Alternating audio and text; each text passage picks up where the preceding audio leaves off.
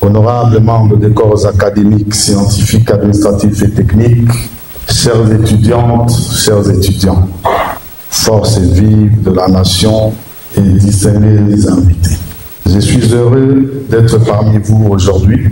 Abanyeshuri bakabakaba ibihumbi bitanu bari baturutse muri kaminuza zose ziri mu mujyi wa Bukavu nibo bahurijwe hamwe kugira ngo bagezweho ikiganiro na bwana Patrick Busu Bwangwi, akaba ari guverineri w'intara y'Ikivu y'Amajyepfo mu burasirazuba bwa Repubulika Iharanira Demokarasi ya Kongo. Aganira n'aba banyeshuri biganjemo urubyiruko, yababwiye ko aribo bafite ahazaza h'igihugu cyabo, bityo bakwiriye kubizirikana, imbaraga zabo bakazikoresha mu kukirinda ndetse no kucyubaka. Guverineri Patrick yababwiye ko ihuriro AFC mu 20 ridafite abarwanyi gusa, ritanagamije kurwana, ahubwo ari ihuriro rigamije kubaka igihugu ndetse no kugikomeza biciye mu kubaka uburezi bufite ireme, kubaka igisirikare cy'ikinyamwuga n'ibindi. Yabibukije ko AFC 23 irajwe ishinga no kubaka igihugu buri muturage yisangamo atarobanuwe hashingiwe ku cyo ari cyo cyose, bityo ubufatanye akaba ari bwo buzubaka Kongo. Yabahaye ingero z'ibihugu ku mugabane wa Afurika byateye imbere birimo Ethiopia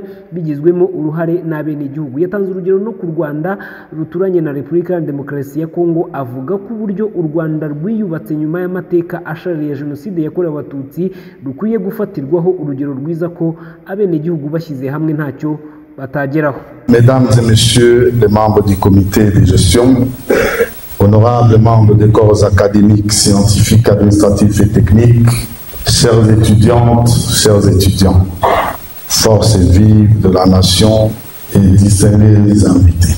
Je suis heureux d'être parmi vous aujourd'hui pour parler de ce que j'appelle le destin futur de la RDC.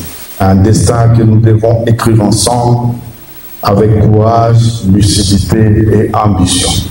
Devant vos camarades de l'ISP, j'ai évoqué les défis du leadership politique et de la gouvernance en RDC, en appelant à une véritable révolution citoyenne portée par la jeunesse estudiantine du Sud Kivu. Ensuite, devant vos camarades de l'ISDR et de l'UCB, j'ai insisté sur la compréhension de la vision du programme de société et des fondements du mouvement de libération AFC M23, et il y a quelques jours encore, à l'ICEL et à l'IOB, j'ai rappelé que vous êtes une génération investie d'une mission historique, reconstruire l'État, assainir les institutions, réformer la fiscalité, apprendre, produire le savoir, servir la nation, faire tomber les clientélismes, briser la corruption, vaincre la peur et bâtir l'avenir. Aujourd'hui, l'AFC M23 n'est pas seulement un acteur militaire. Il se présente comme un acteur de réforme, un promoteur de l'institutionnalisation et un porteur d'un projet de consolidation durable de la société congolaise. Ce n'est plus un mouvement qui réagit, c'est un mouvement qui propose, c'est un mouvement qui construit. C'est un mouvement qui tire sa force, non pas du chaos, mais des échecs qu'il a réussi à transformer en vision politique structurée.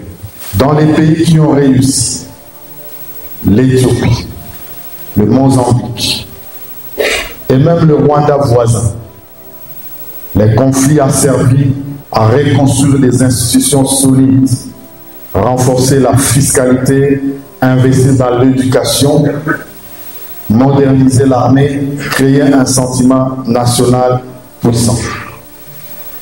Les trajectoires de ces pays montrent la transformation stratégique du conflit. Le cas du Rwanda est souvent cité comme un exemple des réformes institutionnelles accélérées après les génocides, notamment à travers la professionnalisation de l'administration, la planification stratégique et les investissements massifs dans l'éducation. De même, l'Éthiopie, après les conflits internes et les guerres frontalières, a mis en place des politiques de reconstruction éducative et de structuration administrative visant à renforcer la capacité étatique. Ces cas ne sont pas exempts de controverses politiques. mais ils illustrent la possibilité d'un processus d'apprentissage institutionnel post-conflit. Le docteur Eric l'a si bien dit tout à l'heure. Cette dimension permet d'élargir la lecture économique des conflits en y intégrant une composante évolutive centrée sur la capacité adaptative des institutions publiques. Aujourd'hui, je voudrais aborder avec vous 3 enjeux qui détermineront les futurs de notre pays. Les conflits armés, l'institutionnalisation du pouvoir et la consolidation de l'État. Mon propos s'articulera autour de 4 points essentiels qui traduisent l'esprit et la philosophie de l'Ubuntu, thématique centrale de cette conférence et qui a été approfondie par le camarade Amani Kabacha, l'inspecteur général de la bonne gouvernance de l'AFC M23. Plus profondément, je vais surtout parler du rôle historique qui incombe à votre génération dans la transformation profonde de notre pays. À la lumière de l'approche de la nouvelle économie politique, vous êtes au cœur d'un moment décisif où les idées, les institutions et l'action collective peuvent enfin converger pour refonder la République. Premièrement, comprendre où nous en sommes, la RDC face au piège de la fragilité.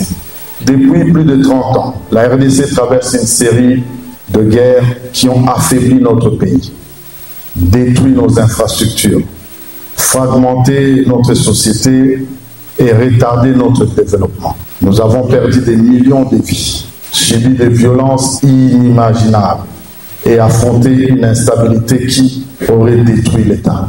Et pourtant, notre pays est encore debout. Mais soyons honnêtes, nous ne sommes pas encore un État consolidé. Nos institutions sont encore fragiles. Notre pouvoir politique est encore trop personnalisé. Nos ressources naturelles sont encore trop capturées par des élites et des multinationales. Notre jeunesse est encore trop sacrifiée. C'est cela la vérité. Mais ce n'est pas une fatalité. Deuxièmement, nous devons comprendre le paradoxe. La guerre peut détruire, mais elle peut aussi transformer. Ce que démontrent les travaux de la nouvelle économie politique est profondément révolutionnaire pour la pensée politique congolaise. La guerre détruit un État faible. Mais la guerre peut renforcer un État qui décide de se reconstruire de manière institutionnelle. Autrement dit, et c'est toute la force de sa démonstration, la guerre ne détermine jamais l'avenir d'un pays. C'est la réponse institutionnelle à la guerre qui détermine son destin. Et cette vérité scientifique n'est pas abstraite. Elle trouve une illustration parfaite dans l'histoire du mouvement révolutionnaire AFC M23. Intara ya Kivu y'Amajyepfo ni imwe mu ntara 26 zigize Repubulika ya Demokarasi ya Kongo, ikaba ifite ubuso busaga kilometero kare ibihumbi 69, aho ikubye u Rwanda inshuro 2 zirenga. Ikaba igizwe na teritwari cyangwa icyo nakwita nk'uturere 8 aritwo Fizi, Ijwi, Kabare, Karehe, Mwenga, Shabunda, Uvira ndetse na Warungu. Iyi ntara ya Kivu y'Amajyepfo ituwe n'abaturage basaga miliyoni 9, umurwa mukuru wayo ukaba Bukavu. Gusa ikaba imaze iminsi mu ntambara ihanganishije ingabo za AFC 23 n'ihuriro rya FARDC, Wazalendo, ingabo z'u Burundi ndetse na FDLR. Intambara yahitanye abaturage igakomeretsa abandi abenshi ikabakura mu byabo. Ubu ikaba iri kugana mu mujyi wa Uvira, aho ihuriro AFC 23 iri kuwirukanamo ihuriro ry'ingabo bahanganye zirimo FARDC, Wazalendo, ingabo z'u Burundi ndetse na FDLR. Ndibarushimwe Bihoyikeve Christian, iyi ni BTN TV, ndi Bukavu mu ntara ya Kivu y'Amajyepfo mu burasirazuba bwa Repubulika ya Demokarasi ya Kongo.